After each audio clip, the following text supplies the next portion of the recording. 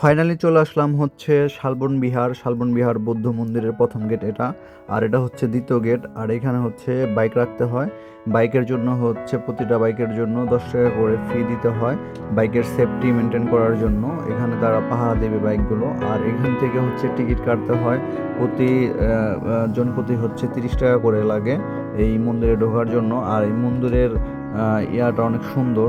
বাইরে থেকে আরো বেশি সুন্দর লাগে, মানে দূর থেকে। ভিতরে তো মানে কথাই নাই। এখন আমরা ভিতরে ঢুকতেছি, আর ভিতরে গিয়ে হচ্ছে দেখবো যে ভিতরে কি কি আছে এবং সুদর্শনের জায়গাগুলো কি কি আছে। অনেক কিছুই আছে, কারণ পুরাতন একটি মন্দির, অনেক পুরাতন। এই মন্দিরে অনেক আধ্যাত্মিক জিনিসপত্র আছে। তো এটা এখন আমরা ঘুরে দেখবো।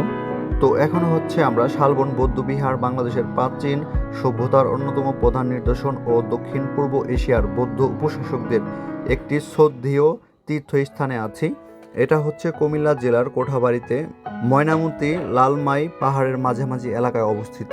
আর এটার প্রতিষ্ঠাতা হচ্ছে প্রাচীন দেবরাজ বংশের চতুর্থ শাসক রাজা শ্রী ভবদেব। সপ্তম থেকে অষ্টম শতাব্দীর শেষ দিকে এটা নির্মাণ করেন। আর এটার নামকরণ হয় হচ্ছে এই জায়গাটার চারপাশে একসময় শাল ও গজারি ঘন বন ছিল, যার ফলে কালক্রমে এটির নাম শালবন বিহার নামে পরিচিতি লাভ করে। এখন হচ্ছে আমরা মন্দিরের পিছনের দিকে 2 তলায় আছি মন্দিরটির। আর এই পিছনের দিকের জায়গাটা কিন্তু অনেক সুন্দর। আর এর পাশেই কিন্তু রয়েছে শালবন, যেটার নামে এই মন্দিরটি নামকরণ করা হয়েছে। এইখানটিতে হয়তো মন্দিরের নাম অথবা মূর্তির নাম রয়েছে। যখন তাদের প্রার্থনার সময় হয় তখন কিন্তু এই গেটটা খুলেই হচ্ছে তারা ভিতরে গিয়ে প্রার্থনা করে। প্রার্থনা ছাড়া সবসময় গেটগুলোই থাকে তালা।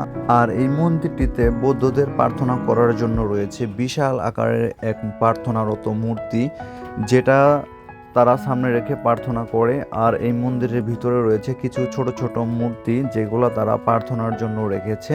তো ভিডিওটি এ পর্যন্তই। যদি ভিডিওটি ভালো লেগে থাকে তাহলে হচ্ছে আমাকে সাপোর্ট করার জন্য এই পেজটি ফলো দিতে পারেন। আবার দেখা হবে নতুন কোনো ভিডিওতে, নতুন কোনো জায়গায়। Let's go Mahbub.